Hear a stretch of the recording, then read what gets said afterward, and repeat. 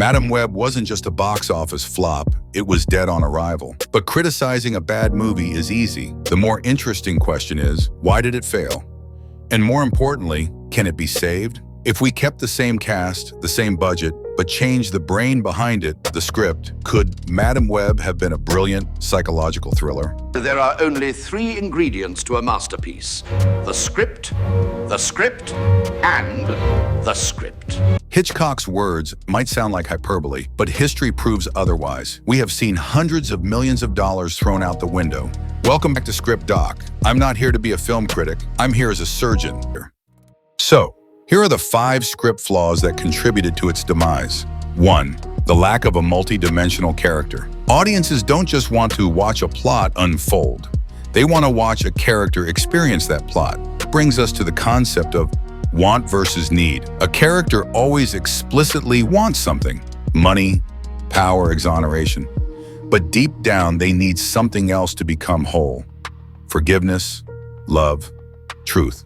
The gap between what they want and what they need defines the film's journey. Wow, that's a buzzkill. First, the audience must understand the character's status quo to identify their desires. In Madam Web, this is completely absent for at least the first 30 minutes. The protagonist is lethargic and lacks clarity. Nothing significantly impacts her other than falling into a river, getting fished out, and waking up like a superhuman. I found myself asking, what on earth am I watching?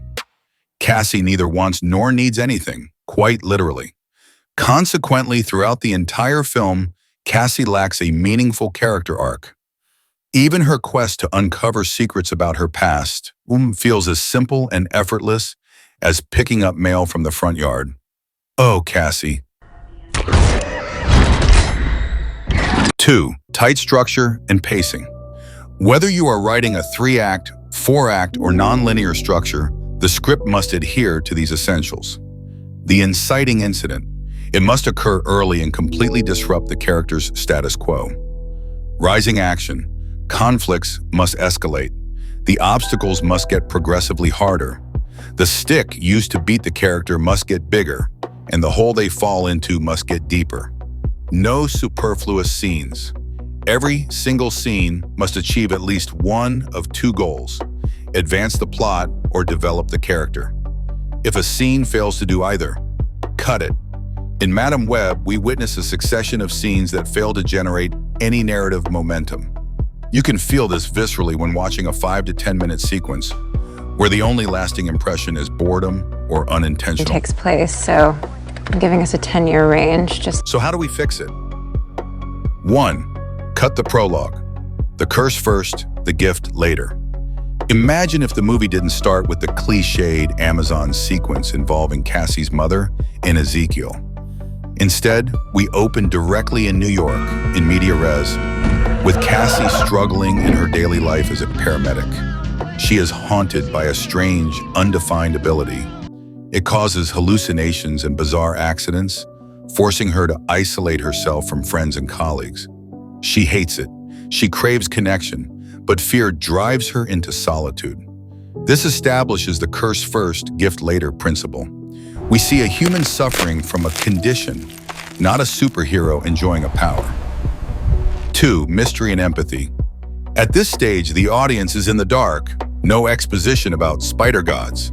However, Cassie's strong personality and her determination to break free from this mental prison will win them over. The audience invests in her journey to answer the question, is she going crazy or is this real? 3.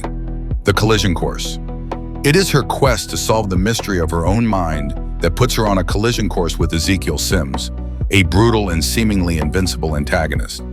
Only then, when cornered with no way out, does the curse that has plagued her finally reveal its true nature.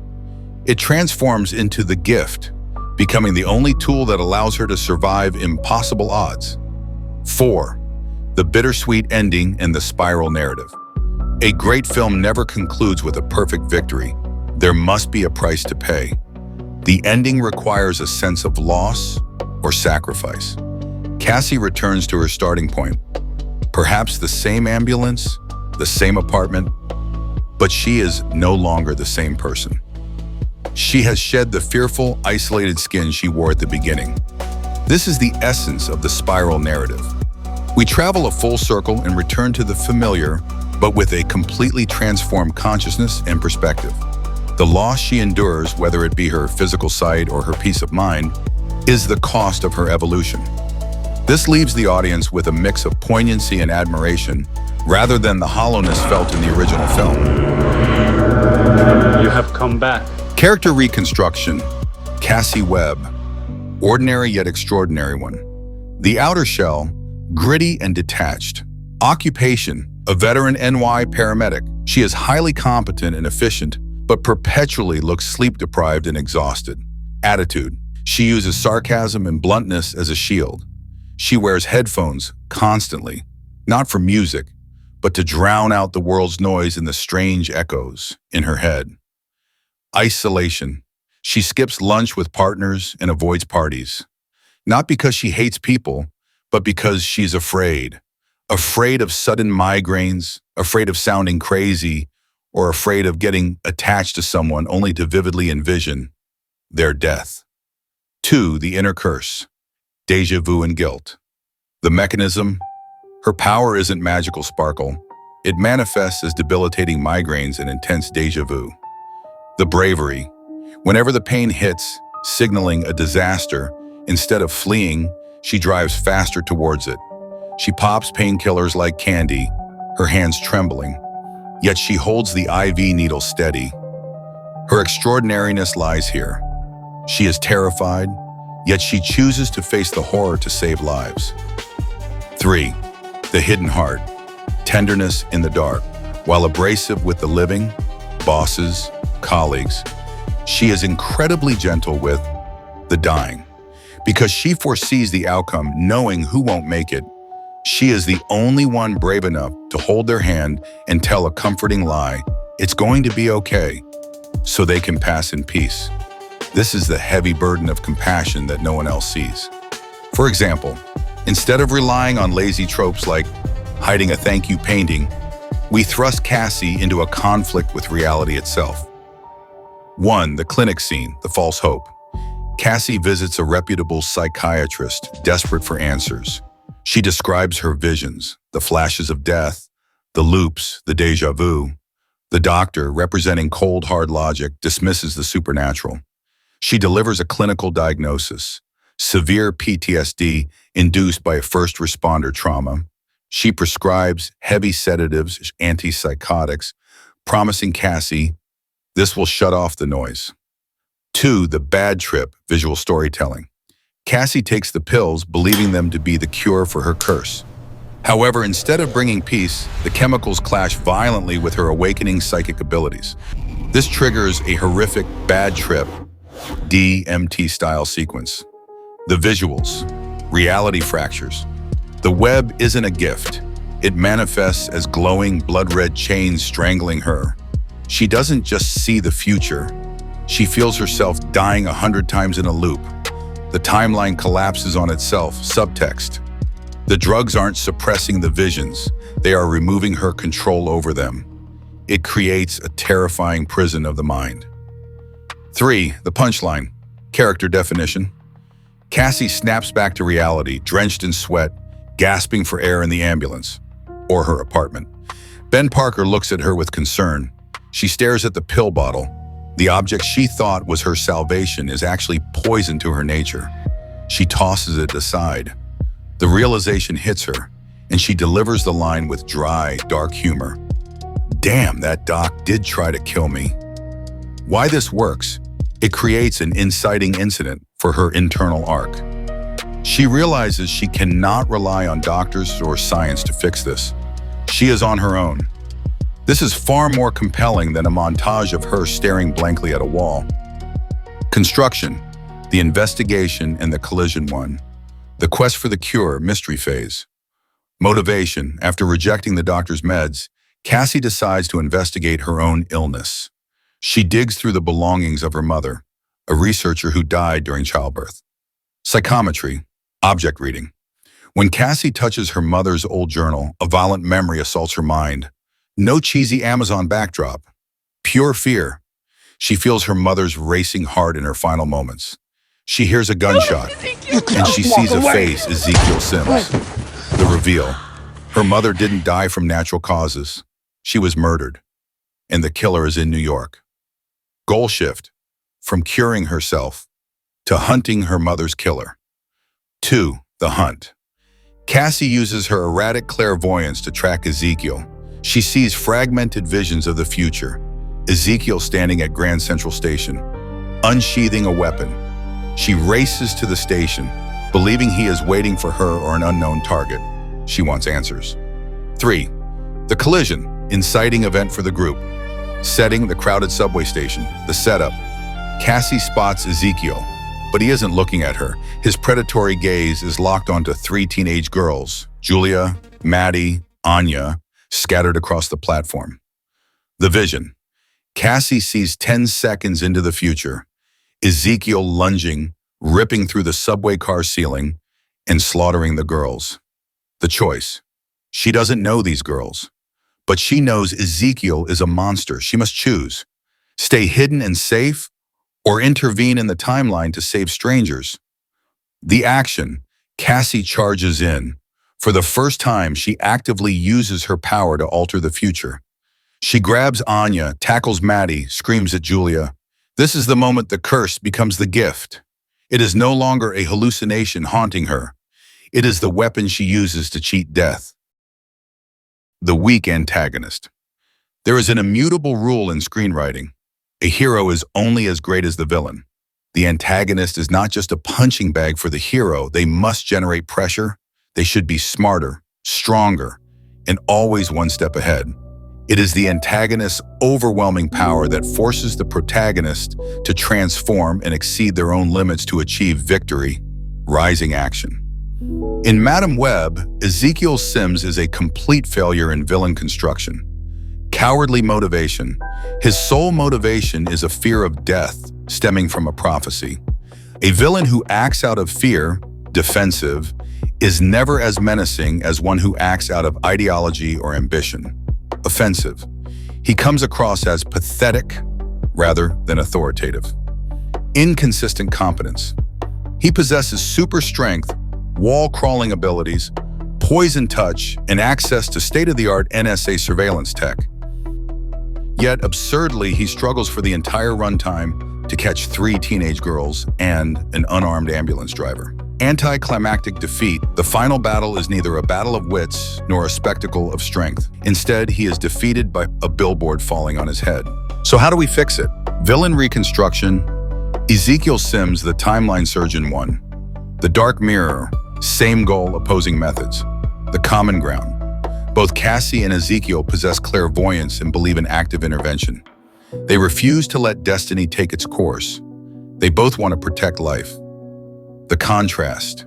Cassie, the healer, believes in saving the individual. As a paramedic, she exhausts herself to snatch one life back from death, regardless of who they are.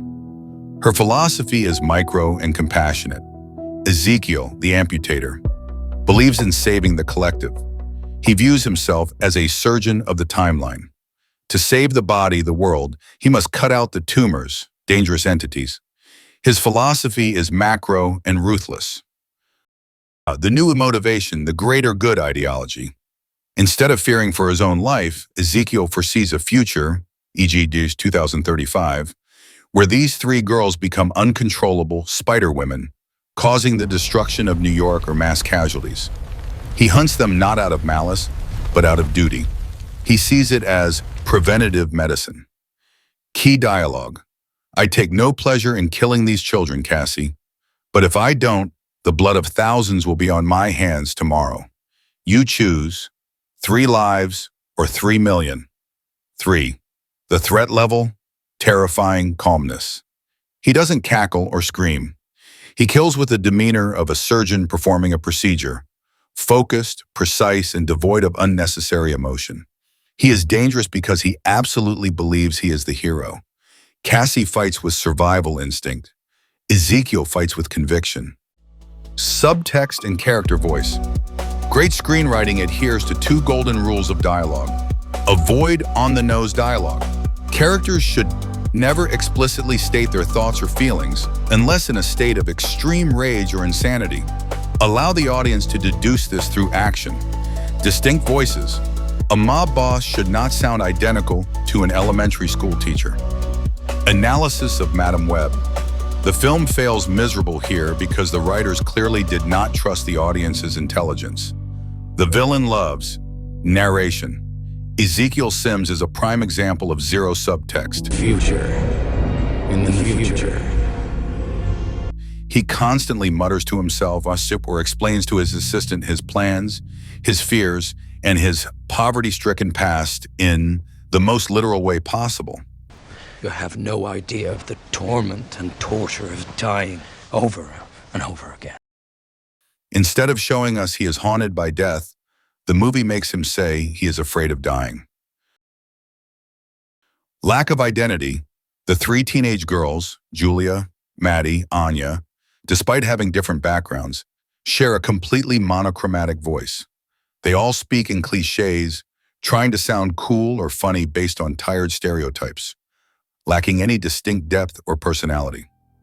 The dialogue written for Cassie suffers from two critical flaws that alienate the audience. The try-hard loner.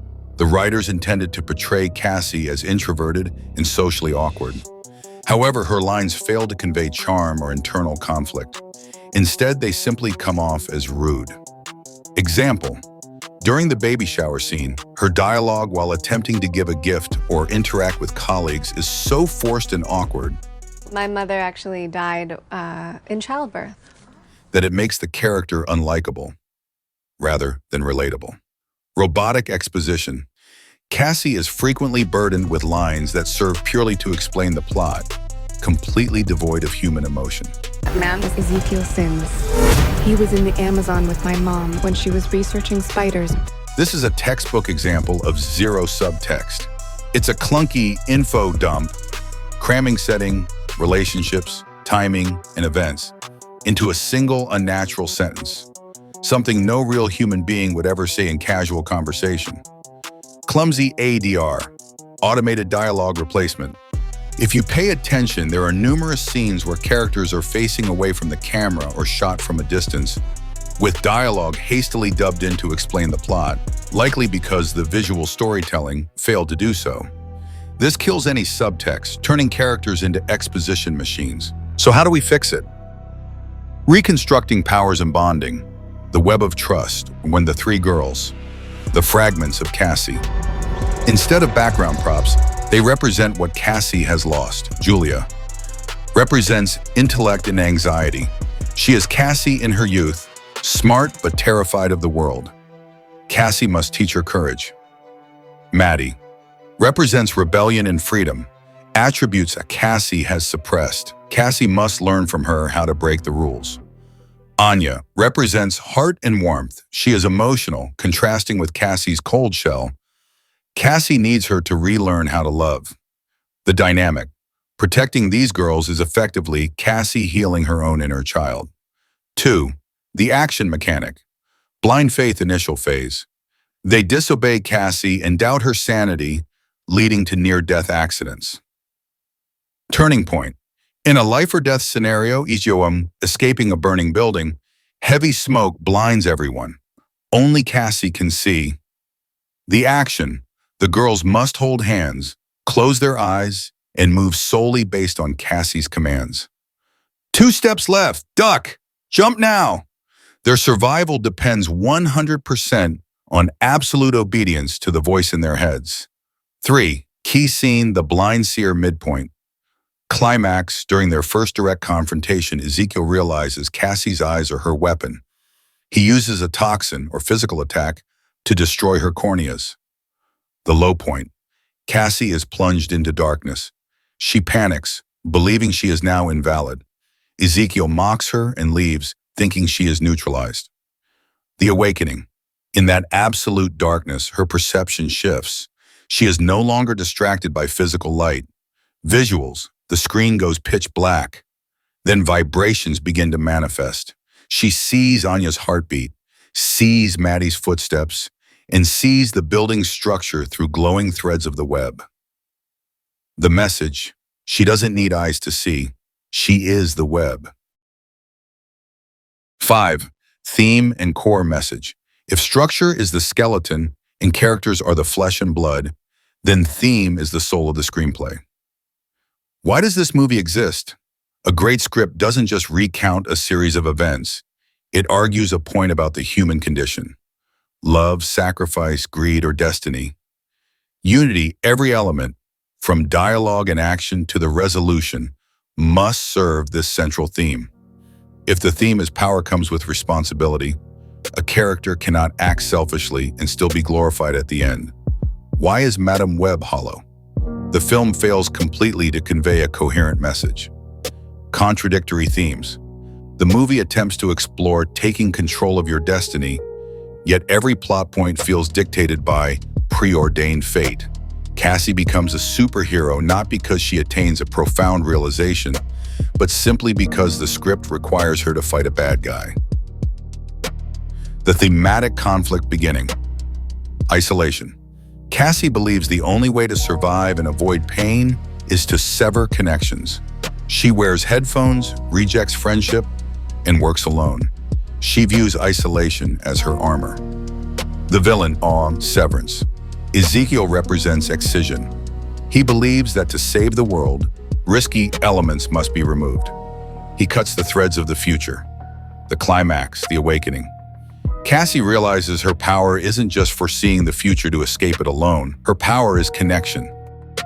She is Madame Web, not the spider, but the web itself. 2. The core message. The future is not a straight line we walk alone. It is an intricate web, and when we fall, we need others to catch us. The movie isn't about a superhero saving the world. It is about a traumatized woman learning to let people back into her life. 3. The final visual metaphor. In the final scene after defeating Ezekiel, at the cost of her physical sight, Cassie sits in a wheelchair on a park bench. She sees nothing with her eyes. But in her mind, she perceives the 3 girls, now safe, laughing and playing around her.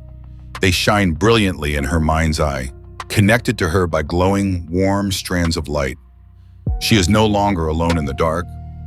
The web is woven. And there we have it. The skeleton is complete. Now comes the hard part. Weaving the narrative thread through this framework and fleshing it out with compelling scenes that truly convey the core message. It will take time, effort, and a lot of sweat. But as they say, no pain, no gain. If you enjoyed this breakdown, please like and subscribe to help the channel grow. Drop a comment below if you need feedback on your own scripts, or if there's another box office flop you want us to doctor. Whether you agree with us or want to debate, we'd love to hear your thoughts. Thanks for watching. See you in the next Script Doctor session. By the way, Happy New Year and goodbye.